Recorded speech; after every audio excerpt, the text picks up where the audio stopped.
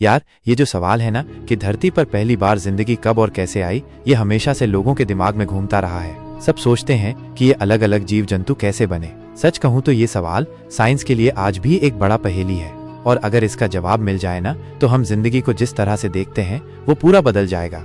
अभी जल्दी ही वैज्ञानिकों को कनाडा में कुछ पुरानी चट्टानें मिली और उन्होंने उनमें छोटे छोटे जीवाश्म देखे। जब उन्होंने उनको अच्छे से पढ़ा तो पता चला कि जब हमारी पृथ्वी बनी थी ना, उसके बस 30 करोड़ साल बाद ही यहाँ जिंदगी शुरू हो गई थी। अब 30 करोड़ साल सुनने में तो बहुत ज्यादा लगते हैं, लेकिन अगर पृथ्वी के बनने के टाइम के हिसाब से देखें तो ये कुछ भी नहीं, बस पलक झपकते ही हो गया। अगर साइंस एडवांस नाम की एक मैगजीन में ये रिसर्च छपी है और अगर ये सच निकलती है तो हम ये कह सकते हैं कि जो छोटे छोटे कीटाणु जैसे हमारे बहुत पुराने पूर्वज थे, वो लगभग 3.75 से लेकर 4.28 अरब साल पहले ही पृथ्वी पर जिंदगी लेकर आए थे।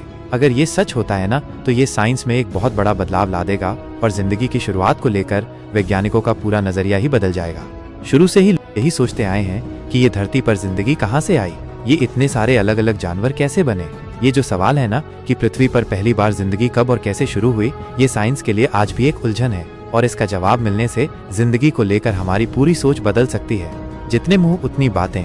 जिंदगी की शुरुआत को लेकर हमेशा से धर्म के गुरुओं, दार्शनिकों और वैज्ञानिकों को बड़ी दिलचस्पी रही है। पुराने जमाने की सभ्यताओं में इसके बारे में अलग अलग विचार मिलते हैं। ज्यादातर धर्मों में थोड़ा बहुत बदलाव करके यही माना गया है कि भगवान ही हैं जिन्होंने ये दुनिया और जिंदगी बनाई है। जैसे हिंदू धर्म की पुरानी किताबों में लिखा है कि एकदम अंधेरे में ब्रह्मा पैदा हुए। पैदा होते ही वो तपस्या करने बैठ गए। उनकी तपस्या की ताकत से उनके शरीर के एक एक हिस्से से एक एक जीव पैदा हुआ। ईसाइयों की पवित्र किताब बाइबल में लिखा है कि लगभग 6000 साल पहले किसी अच्छे दिन भगवान ने दुनिया के सारे जीव जंतु एक ही बार में बना दिए। वहीं मुसलमानों की पाक किताब कुरान में लिखा है कि अल्लाह ने हर जिंदा चीज को पानी से बनाया है। मजे की बात यह है कि इन सभी धर्मों में जिंदगी की शुरुआत को लेकर जो भी जवाब मिलते हैं वो लगभग एक जैसे ही हैं। किसी जादू या भगवान की शक्ति से सारे जीव जंतु बन गए। जिंदगी की शुरुआत को धर्म के चंगुल से निकालकर पहली बार किसी ने लॉजिकल बात की तो वो थे पुराने ग्रीक के दार्शनिक अरस्तु, जिनको जीव विज्ञान का पापा भी मानते हैं। उन्होंने कहा कि मरी हुई चीजों से अपने आप ही कीड़े मकोड़े जैसे जीव निकल आते हैं। अरस्तु का मानना था कि मिट्टी, कीचड़, धूल और हर तरह के कचरे या सड़ती हुई चीजों से बहुत सारे जीव पैदा हो जाते हैं, तो हो सकता है कि इंसान भी ऐसे ही बने हों। ये जो अपने आप चीजों के बनने का सिद्धांत था, यह वैज्ञानिकों के बीच में जिंदगी की शुरुआत की कहानी के तौर पर तब तक चलता रहा जब तक कि फ्रांस के एक साइंटिस्ट लुई पास्चर ने 1862 में अपने एक्सपेरिमेंट से इसको पूरी तरह से गलत साबित नहीं कर दिया। पास्चर ने कहा कि जिंदगी से ही जिंदगी पैदा होती है, लेकिन ये सवाल अब भी था कि पृथ्वी पर पहला जीव कब, कैसे और कहां से आया। चार्ल्स डार्विन के विकास के सिद्धांत ने यह साबित किया कि पृथ्वी पर जिंदगी की शुरुआत में किसी भगवान या बाहरी शक्ति का कोई हाथ नहीं है, बल्कि ये सब कुछ केमिकल रिएक्शन और कुदरती चीजों के आपस में मिलने से हुआ। डार्विन ने भगवान की भूमिका को नकारते हुए कहा था कि पहला जीव मरी हुई चीजों से ही बना होगा। 1871 में डार्विन ने लिखा कि शायद जिंदगी की शुरुआत किसी गर्म पानी के तालाब में हुई होगी, जिसमें अमोनिया और फास्फोरिक सॉल्ट जैसे सब कुछ घुला होगा और उस पर गर्मी, रोशनी और बिजली का असर होता रहा होगा। इससे एक प्रोटीन जैसा कुछ बना होगा और उसमें बदलाव होकर मरी हुई चीजों से पहला जीव बना होगा। हालांकि डार्विन अपनी किताब on the origin of species का नाम रखते हुए बहुत सावधान थे और उन्होंने जिंदगी की शुरुआत को लेकर ज्यादा अंदाजा लगाने से बचने की पूरी कोशिश की। वैसे भी डार्विन का विकास का सिद्धांत तो ये बताता है कि जीव कैसे बदले, ये नहीं बताता कि जिंदगी पहली बार कैसे शुरू हुई।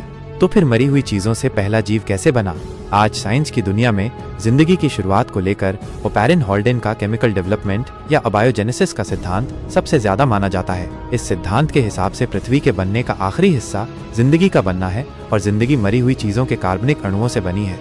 रूस के बायोकेमिस्ट अलेक्जेंडर ओपैरन ने 1924 में ये कहा कि हवा में जो ऑक्सीजन है वो कार्बनिक अणुओं को बनने नहीं देती और जिंदगी की शुरुआत के लिए कार्बनिक अणुओं का बनना बहुत जरूरी है। आज से लगभग 3.8 अरब साल पहले जब हवा में ऑक्सीजन नहीं थी तो सूरज की गर्मी और रोशनी से कार्बनिक अणुओं का एक गर्म सूप जैसा कुछ बना होगा। उस सूप में प्रोटीन और न्यूक्लिक एसिड जैसे बड़े अणु थे जो कुछ छोटी छोटी चीजों के आपस में जुड़ने से बने थे।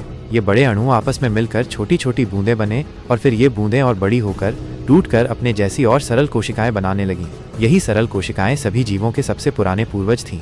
इंग्लैंड के जीव विज्ञानी JBS हॉल्डेन ने ओपैरिन की बात को और आगे बढ़ाया। उन्होंने 1929 में अपने एक लेख में लिखा कि आज से लगभग 4 अरब साल पहले पृथ्वी पर जो समुद्र थे वो आज के समुद्रों से बिल्कुल अलग थे और उनमें एक गर्म पतला सूप बना होगा जिसमें जिंदगी के लिए जरूरी कार्बनिक यौगिक बने होंगे। शुरुआत में पृथ्वी की हवा में ऑक्सीजन नहीं थी, इसलिए जो पहले जीव बने वो बिना ऑक्सीजन के सांस लेते थे। धीरे धीरे पृथ्वी पर ऑक्सीजन बनती गई और आज जितनी है उतनी हो गई, जिसकी वजह से ज्यादातर जीव ऑक्सीजन से सांस लेते हैं। 1953 में स्टेनले मिलर ने अपने टीचर हैरोल्ड यूरे के साथ मिलकर ओपैरिन हॉल्डेन के सिद्धांत को एक्सपेरिमेंट करके सच साबित किया। मिलर के एक्सपेरिमेंट से इस सिद्धांत की वैल्यू बहुत बढ़ गई। आज ज्यादातर वैज्ञानिक इस सिद्धांत की मेन बातों को मानते हैं, लेकिन ऐसा भी नहीं है कि सब वैज्ञानिक इससे सहमत हैं। कई वैज्ञानिकों के हिसाब से केमिकल चीजों के अचानक आपस में मिलने से धरती पर जिंदगी बनने की बात वैसी ही है जैसे मंगल ग्रह पर कंप्यूटर मिलने पर कोई कहे कि ये कंप्यूटर मीथेन से भरे तालाब में अपने आप बन गया। अपनी किताब द एंड ऑफ साइंस में अमेरिका के साइंस जर्नलिस्ट जॉन हॉर्गन लिखते हैं, माइनस बायोकेमिकल सिस्टम बहुत लंबे टाइम में बना है। मुझे नहीं लगता कि जिंदगी का कोई बना बनाया नुस्खा हो सकता है कि पानी मिलाकर मिक्स करो और जिंदगी तैयार। ये एक बार में नहीं हुआ, इसमें बहुत सारे बदलाव हुए हैं।